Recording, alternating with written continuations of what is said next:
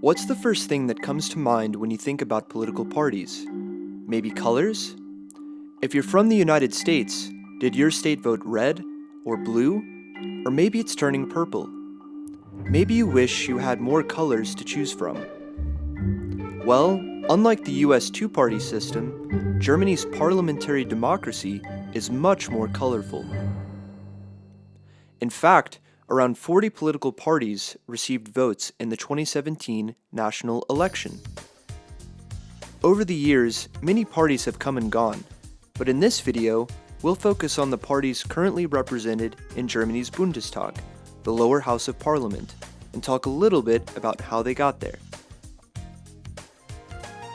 First, there's the Christian Democratic Union, or CDU, and its Bavarian sister party, the Christian Social Union, or CSU.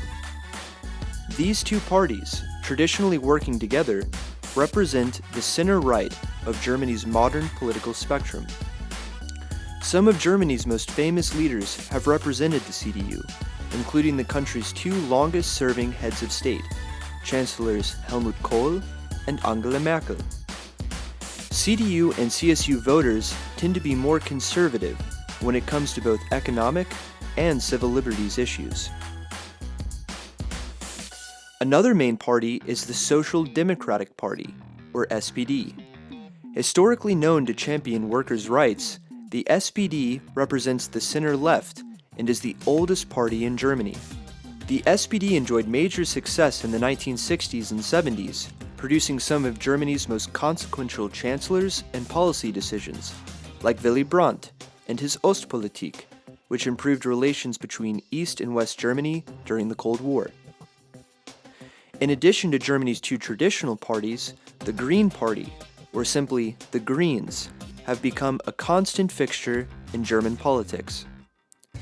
The Green Party evolved out of environmentalist, anti-nuclear, and anti-war protest movements in the 1970s. The protest movement, turned political party, still focuses primarily on combating climate change, but has also expanded its platform to become a mainstream center-left party. Its popularity nationwide has increased exponentially in recent years, signaling its continued influence on German politics in the future. The Free Democratic Party, or FDP, has been a constant fixture of post-war German politics. Commonly referred to as the Liberals, the FDP can perhaps be best compared with the Libertarian Party in the United States. Traditionally, it served as a decisive partner of either the CDU or SPD to form a majority governing coalition. Similar to the Libertarians across the Atlantic, the laissez-faire FDP tends to be center-right, aligning itself with the CDU on economic issues, but also center-left, aligning itself with the SPD and Greens on civil liberties issues. Since the reunification of Germany in 1990, the East-West divide has narrowed, yet remnants of a divided Germany remain. Residual economic and social differences have forced German politics to become more fragmented over the past 30 years.